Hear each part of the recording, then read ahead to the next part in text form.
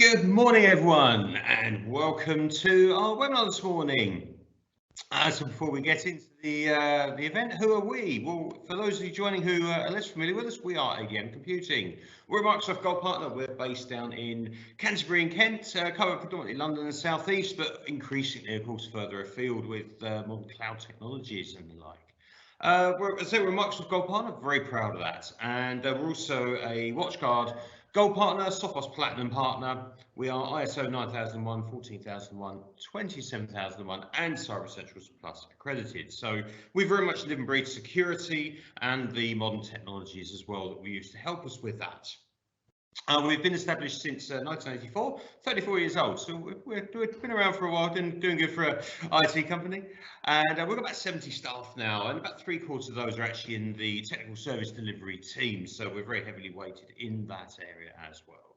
And we've got equal accreditation with other leading vendors in the industry as well. And all of those competencies and those compliance standards very much we have to live and breathe them. It's not just going on a few courses, we actually have to be deploying, working with these solutions, meeting the criteria for the compliance standards. So we very much live and breathe all this stuff. Just to introduce myself, I'm Mark Phillip. I'm a Service Account Manager and Advanced Cyber Essentials Practitioner here at ADM. So my role is split between working with organisations and businesses, helping them understand particularly the Microsoft Cloud Stack, Microsoft 365, which is part of Office. You've got Office 365, EM&S, Windows 10. Understanding what that whole world is. A lot of people will take email, but don't really know what things like Sway or Flow or Forms and things are. So spend a lot of time working with businesses to explore all of that. And the other side of my role, which we're here for today, is security. As an Advanced Cyber Essentials Practitioner, 1 or 2 here at ADM, we help businesses, organisations through the government's Cyber Essentials Standard, which I'm going to talk to you more about today. So what are we talking about? So I'm going to be on to just give a few background thoughts around security and our approach to it. I'm going to give you a quick couple of minutes on some of the most common cyber threats that we're seeing here anyway, and equally that Cyber Essentials help with. And then we'll get into the core of today's session, Cyber Essentials, what it is, what it's all about, and why you should be certainly looking at it. It certainly has relevance for everyone, which I hope you'll find out more about today. Just move on then to what we actually do in respect to Cyber Essentials and what we can do for you, how our service fits into the national scheme. And there's a few bits there about some upcoming changes to the scheme as well. So we'll just give you an update on that so that you're totally up to date on everything. We've got the Q&A box open as well, so feel free to ping any messages through that. We'll see how time gets on. If we've got a chance at the end, we'll pick up some of those questions. If not, then depending on what comes through, we will always do a follow-up blog post anyway on our LinkedIn site, and we'll be putting the video of this, we're recording this, so we'll be putting that up on our YouTube channel as well. So the marketing team be in touch after the event. So if we don't get a chance to run through the questions this morning, then we'll certainly put those in as part of that blog post. But a couple of thoughts just to get us going.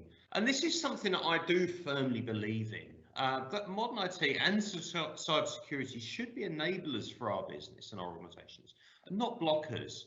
But the key there as well is that we do it right, and we consider all the parties, everyone's needs properly. Shoehorning in a new IT system or a new security system because it'll make us more secure, or it's just the latest version, you're probably guaranteeing some problems along the way. If we do it in such a way that it actually empowers people with, in their day-to-day jobs, then actually you're giving them the tools that they actually need to get the job done, and in a way that suits them. We see it a lot more increasingly with mobile IT and mobile computing, that work is becoming what you do, not where you are. And that's just one example of that. And if we give people the right tools, they can work on a mobile basis, work from any device, but securely, and the business has got protection on that. So it's absolutely about getting that right balance there. If we don't, and we just try and push things in because it's what the security team told us to do, or it just happens to be the latest version of that app, it's the latest, greatest thing that one person in the business likes, then that's when you're going to start running into lack of productivity, but also things like shadow IT. And this is where, if staff feel they've not been given the tools they need to get their job done, they'll go off and find their own way of doing it. They absolutely will. There are so many platforms available now. WhatsApp's a great example of this. People want to communicate in new and different ways, and that's one that we use. And a lot of people use it at home. I do. Great platform. But it throws in a lot of problems for businesses. You know, if business data is getting pushed out into a personal platform, the business has no management of that. And a phrase we often use when we talk about security is, you know, if you're not managing your data in a network, well, who is? So we're not saying that people don't use a modern communications platform. What we're saying is, let's give the staff one that meets the needs. So if they want a WhatsApp-esque platform, let's give them something like that. But let's make it one that we can manage, enable, and falls within our corporate security. And for example, some of the Microsoft solutions are brilliant to that, Teams, Kazala, and things like that, just to name a few. And of course, there's many others on the market. So we've definitely got to think that through. And on the back of that, another thing I do firmly is our culture. We should, historically, security, I think it's fair to say, has been a bit of a blame game in many cases. You know, one person clicked a link, or someone didn't sign off, so on some budget, so it's automatically their problem. But we need to, when we think about security, we need to think about our culture, and what we should be encouraging in our businesses is that security, data protection, all of these things are things that we all have a part to play, and we should be encouraging reporting. The worst thing in security, of course, is if there is an incident or someone were to think they clicked a link, they think, oh, I'm going to get in trouble for that. I'll keep it quiet. Hope no one notices. But of course, in those sort of incidents, that's the worst thing, because you could allow something to propagate and become a lot worse. It's a snowball effect. Whereas if we encourage people to report and we praise them for that, or even just getting those conversations going in the office, people see an email, doesn't quite look right. They have a word with their colleague. What do you think about this, guys? And it's that kind of conversation and that kind of culture is what we want to be fostering. And on from that, I was actually at Microsoft's flagship London event about a month ago, and what a very interesting talk by their national security officer. And there was one quote he actually made which really resonated for me. And I think when we go through the requirements of Cyber Essentials, you'll see why I've highlighted this in particular. And his comment he made was that you as an individual should not be responsible for the failure of a business if you're clicking a link. There is a wider ecosystem fault there. And what we often see is that, yes, clicking that link in that email and letting some malware in or giving up credentials absolutely can be a catalyst for a cyber incident of some sort. And we do need to protect against that, train our staff and so on, without a doubt.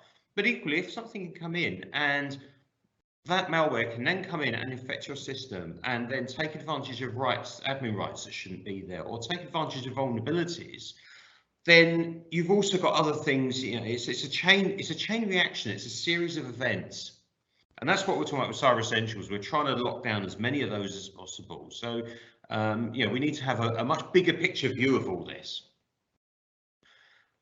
So what are we protecting against? And I do think it's important as well that we do need to have a handle on what are the kind of threats out there, because if we don't know what we're protecting against or what we need to protect against, how can we protect?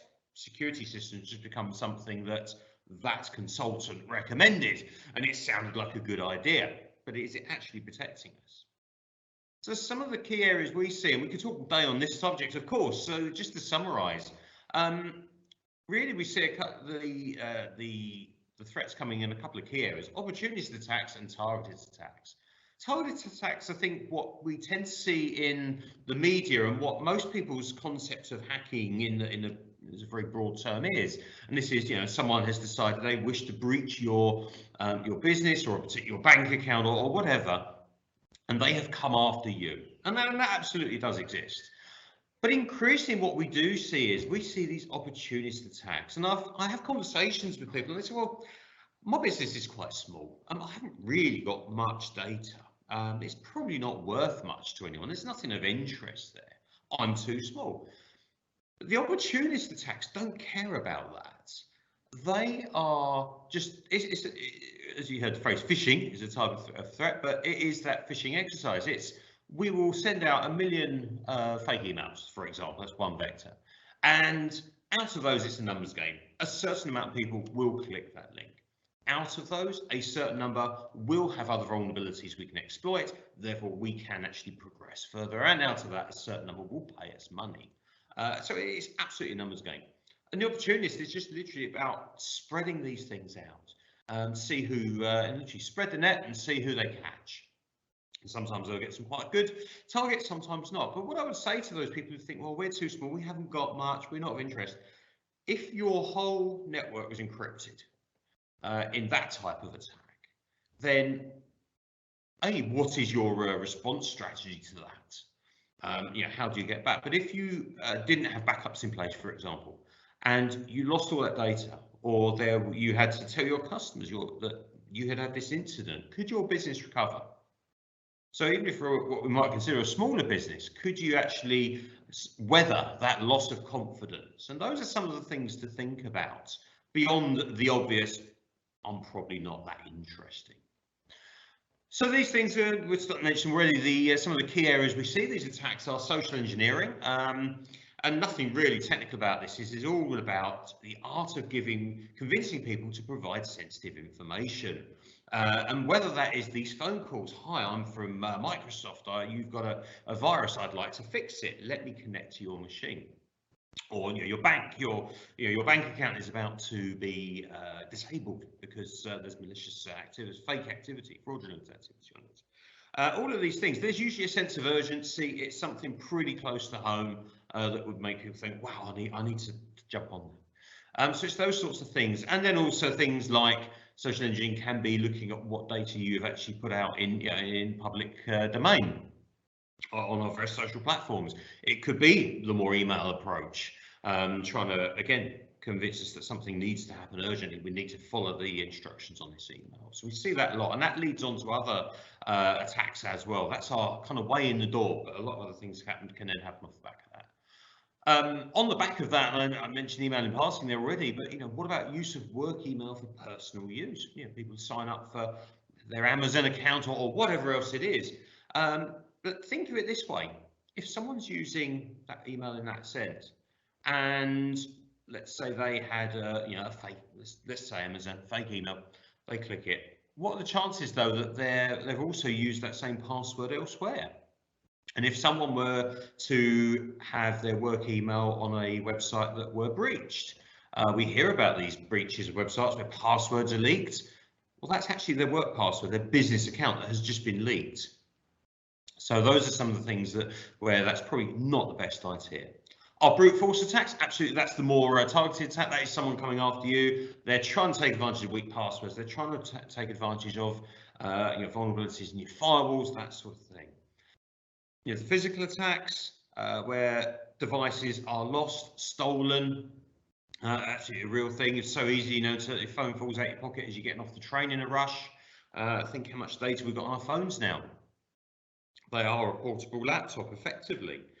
So we have to give thought to that. And the last big one we see as well, which comes off quite often off the back of some of the previous ones I mentioned, is the attacks exploiting vulnerabilities. And this is where you haven't done your patching, and we can take advantage of that. I'll talk more about that in a minute. But these are some of the big areas that we see and that Cyber Essentials can help us with.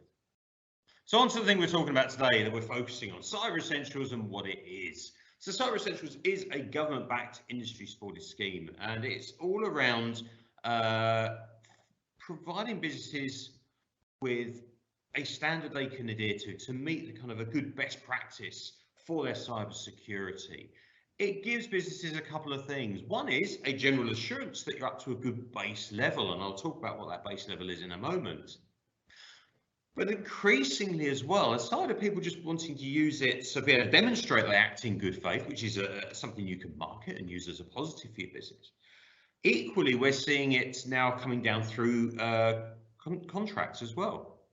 So it's increasing. It started out at the government level. Government contracts were starting to say you had to have Cyber Essentials, and that filtered down through the public sector supply chain to a degree.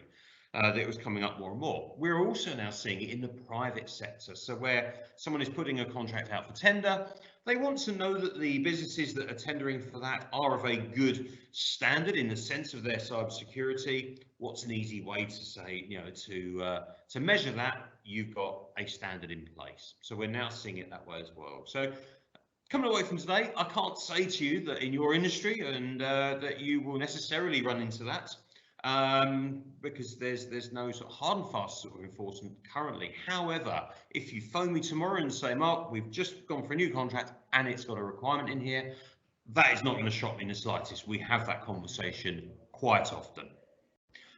So what is Cyber Essentials actually protecting against? I talk about this good base standard. And Cyber Essentials is actually, if you're compliant, the research was done that says you're actually mitigating, it's about 80% of the most common cyber threats. And we base Cyber Essentials officially into 5 key pillars, although we kind of get a 6th as a freebie because it filters through all of them. So we look at passwords. I'm going to go into these in more depth in a second. We look at your passwords and how you're managing them, what standards you've got in place around that. We look at your firewalls and making sure you've got them and they're doing the right thing. Secure configuration, we're looking at how you build all your devices to be hardened against potential attack. We look at user access control, and this is looking at people's permissions, what they've got access to, what they can do. We look at your malware protection and your antivirus, and we'll also look at your patching to make sure you're keeping things up to date. So let's just run through those in a little more depth. So password-based authentication. We are protecting to a large degree against brute force password guessing doing this. So we should have, you should have in place standards such as a minimum length of password. 8 characters is what we currently look for. We should have policies, controls in place that say a password will lock out after a number of failed attempts. One thing we don't do, and this changed a couple of years back now, is we don't enforce mandatory password changing, every 30, 60, 90, whatever days. So, and that's something that has been quite a big shift for a lot of people. Now, the reasons were sound historically why we did it. If your password was breached and you've changed it, well, it's irrelevant, because the person who's illicitly gained it wouldn't have the current password. However, the research was done. We've all got more and more systems we log into, more and more passwords to remember. So what were people doing? They're using easier to remember passwords, which equated to much simpler, hence poor. And then when they needed to change it, they just added 1 or 2 on the end. So I could meet a lot of historic password requirements with a really shockingly bad password. So I'll give you an example. Hopefully we're not going to use the word password now, but let's say we did. So password, well, it's anything that's really bad. If I put a capital P on that, I'll put a 1 at the end, perhaps an exclamation mark. I've just met most people's historic complexity requirements, but it's still a shockingly bad password. So we've moved on from that. We don't enforce changing, unless, of course, we believe there has been a breach, when absolutely we recommend that, without a doubt, first protocol. But for day-to-day operations, what we now try and encourage staff, and we give guidance to staff on, is to say the passwords should be easy to remember but hard to guess. So things like 3 random words is quite a common one that's used. Maybe a line out of a book or a song that you can remember, but no one else is going to know. And there's various different metrics and ways people do that. But that's the emphasis. But it's all about giving staff guidance and teaching them what we're looking for there. On firewalls, we're looking that you have firewalls in place, some description on the boundaries of your network. And now that again can be a variable decision to what's in place. If it's a traditional office, we'll have traditional boundary firewalls. If you're cloud-based, then that changes somewhat to where the boundaries of your network are, and it may be the firewalls on your devices or at cloud level. But we work through that when we scope the Cyber Essentials. But we should have firewalls there, and they are all about protecting unauthorized access to your data, to your network.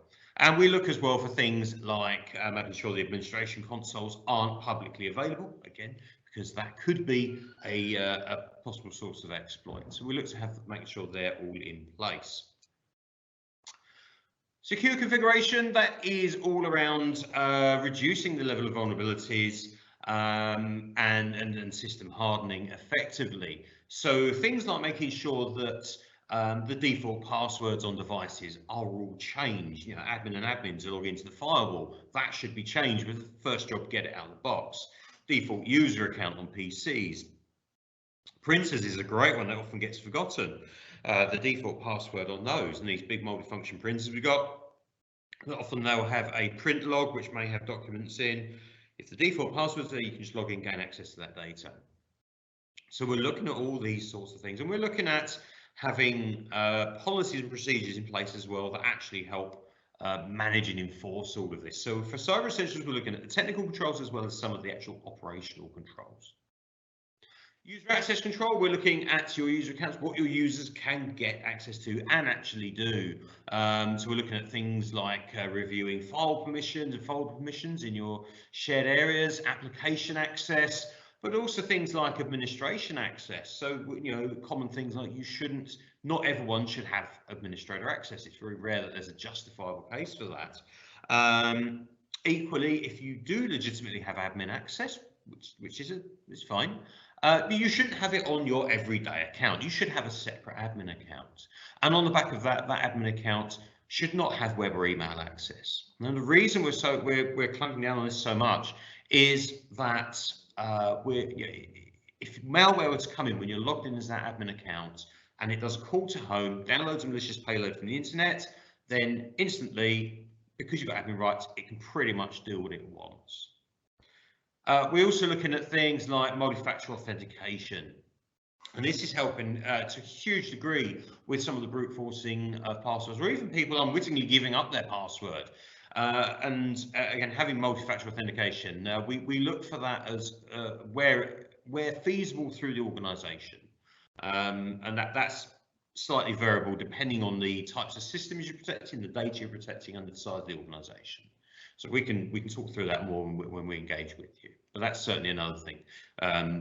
Little tip to take away from today: if you've got Office 365, you can switch on multi-factor authentication for your admin accounts free of charge, and I would strongly recommend go and do that if you do nothing else. And we can talk more there, because that again is the keys to the kingdom.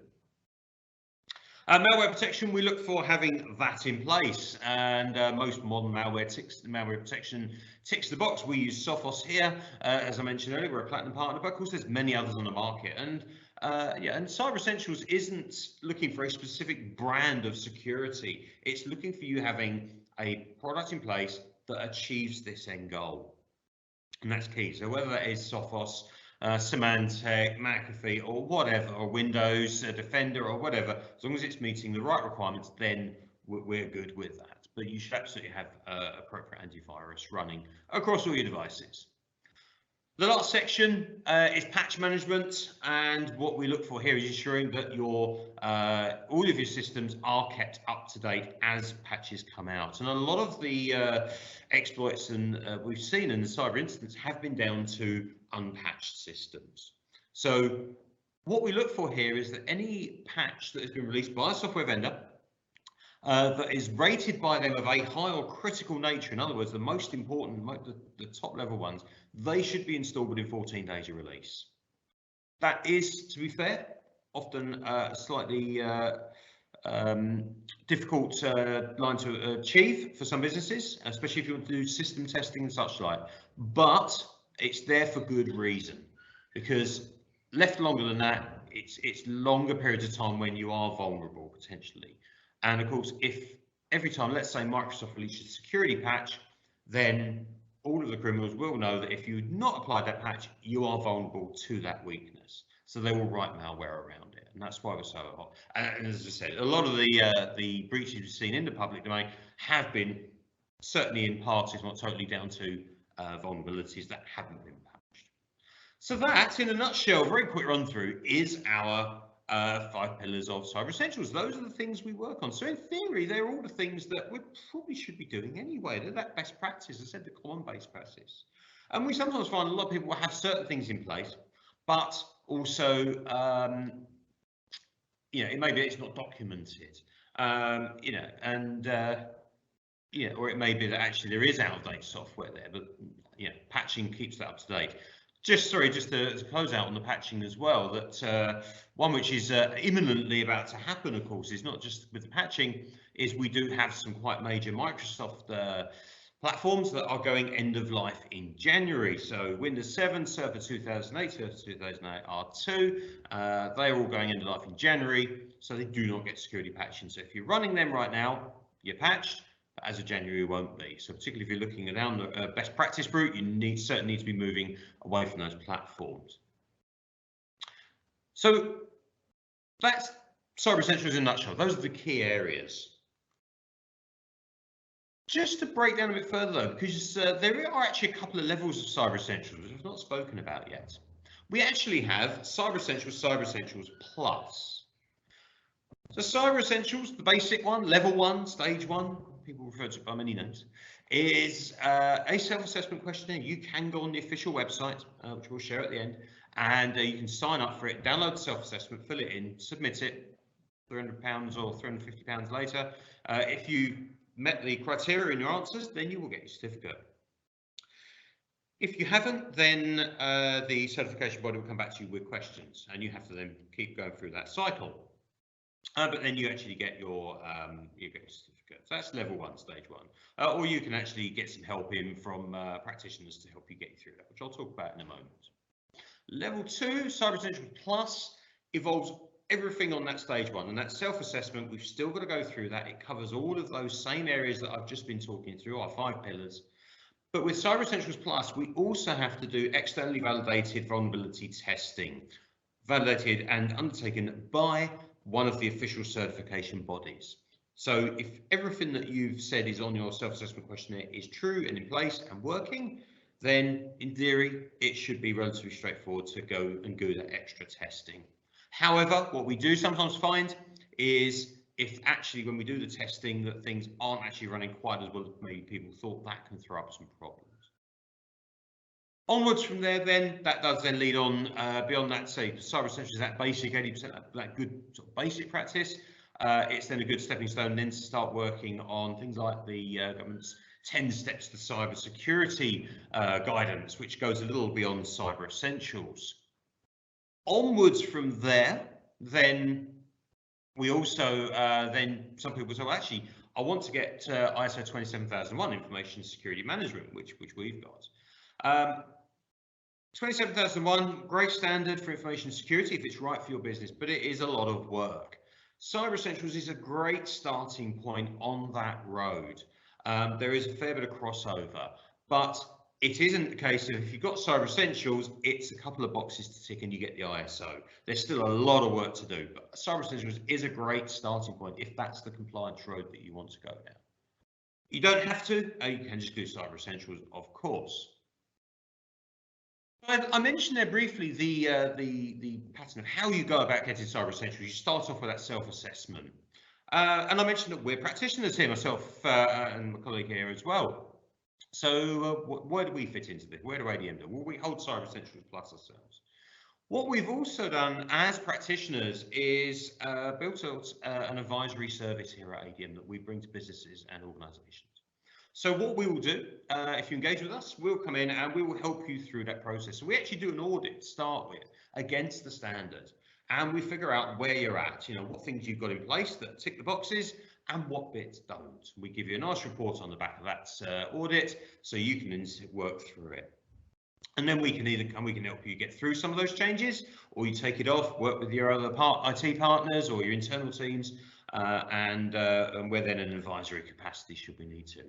Once all the updates have been done, I don't think we've done an audit yet where we've not found a gap of some description. Once that's all been done, we revalidate it, we write up the formal submission for you. You then sign off and we submit it on your behalf to one of the certification bodies, Indelible Data in our case. So we will not, as practitioners, submit that until we are confident that it would be a pass. We can't guarantee it, of course, and sometimes we do get the odd question come back, but we just deal with that, we answer it, and we go back to the official body. So again, we do help you and take you through step by step what you need. So when you get that pass, you're confident that you have an assurance that it is actually a good pass. It's been done thoroughly. If you are looking for Cyber Essentials Plus, we've still got to do that process. We still need to get the self-assessment signed off. we can then work with you and help you through that testing process as well. And because we're practitioners, Indelible Data work closely with us, so we can actually do some of the testing on their behalf. So it works quite well, as we'll see, we've been engaging with you already. So we can absolutely help you with that. And if you do want more information on that, either pop a line in the Q&A box, or do feel free to get in touch afterwards, or talk to your account manager if you're an existing customer. And then say, we do actually work with a lot of businesses who aren't currently working with ADM, and we quite often work with internal IT teams or other IT partners as well. As practitioners, we are there to judge the standard and review against that, and we do often work with other partners as well, quite closely. So you don't have to be an ADM service customer to help for us to work with you on Cyber Essentials. So to finish up then, just want to quickly run through, there's a couple of changes which you may or may not have heard of in media. There are some changes coming to the scheme. Now, the fundamental, what you have to do to achieve it and why you ought to consider it is not changing. So pretty much everything we've spoken about so far today is carrying on as is. What there is a management change happening. So historically, we've had Cyber Essentials delivered by 5 accreditation bodies. The National Cybersecurity Centre retendered it and have now moved to a single body model. And from 1st of April, that's going to be the IASME Consortium. They're an accreditation body already, so they're involved in setting up Cyber Essentials from the outset, so they're well versed in it. They'll be taking over the overall delivery and management and then working with certification bodies.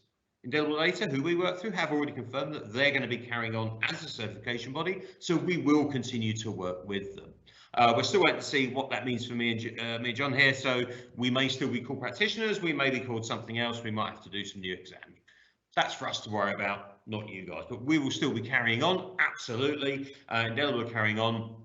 So at the moment, really, it's all around the management of the scheme that is changing, and we're keeping in touch with that. But for the what you have to do to achieve it and the why you ought to be considering it, none of that's changing at all. Business as usual, without doubt. To wrap up then, a few thoughts here.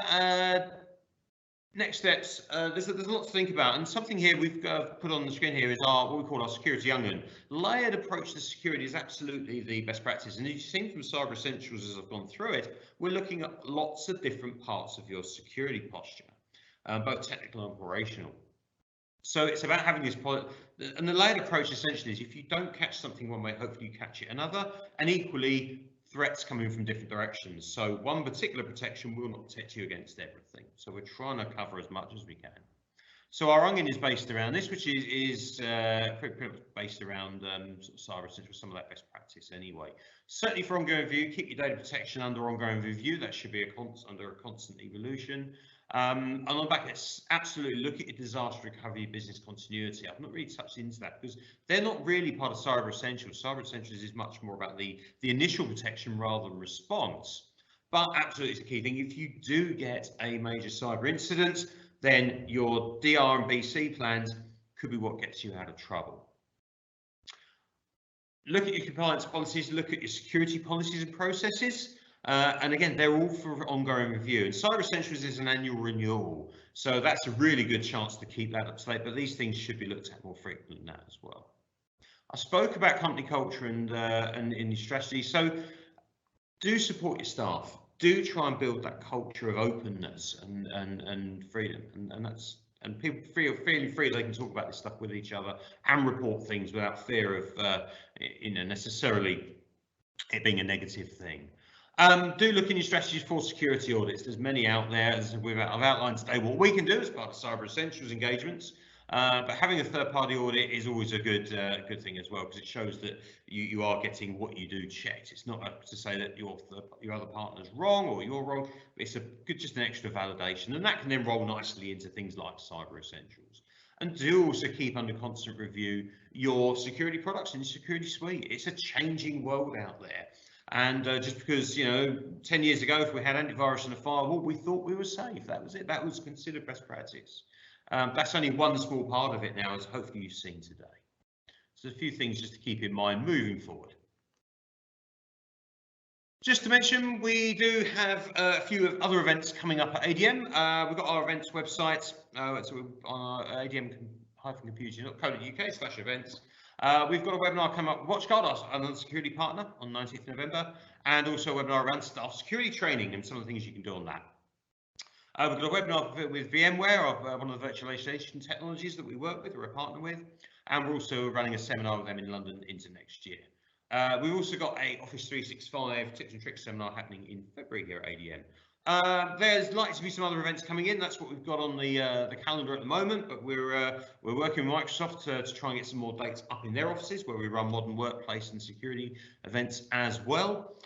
We do about Teams. We do a lot of work with that at the moment. We've done webinars. I'm sure we will again in the not too distant future. So there's lots of things happening there. So I say some webinars, some seminars. Always everyone more than welcome.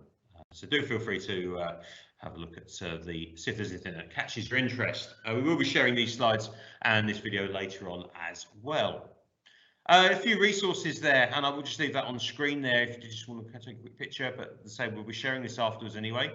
National Cybersecurity Centre, the national body responsible for the nation's cybersecurity, and there's a lot of great information on there. The official Cyber Essentials website, a subsite of theirs. Kent Police Cybercrime Team, we're lucky in Kent, we've got a cybercrime team at Kent Police, and they're very active and do a lot of tweets and great information on there. If you're interested in the kind of threat landscape, there are some reports there from Microsoft and Sophos as well that have been released this year. So if that's the sort of thing you want to read up a little more on, then please do look at those links. And as I said again, we will share this afterwards as well. It just leaves me to say thank you very much for your time today, everyone. I do appreciate you taking time out of your day to join us. I hope that's given you something to think about. If you're looking at Cyber Essentials, we're more than happy to have another conversation offline of this to explore it a little bit more, what it may mean for yourselves. It's something I'm really passionate about, and it is something that actually can help with giving a lot of basic protection to a lot of people. You know, it's kind of the common best practice. And I do really feel it's generally something that everyone should be looking at. We scope it, we scale it. Let's have a conversation and see what it might mean to you guys. But it is something I think everyone should be looking at. So I hope it's given you food for thought today. It'd be great to hear from you in the front of the event. I've done as I unfortunately often do. I love talking about this stuff. I have run over, so we'll review any Q&As that came in, and we will be doing a blog post on this via our LinkedIn channels as well, with the video from YouTube, and we'll get all that out on that for you. So thank you again. Hope you have a great rest of the day, and yeah, thanks guys.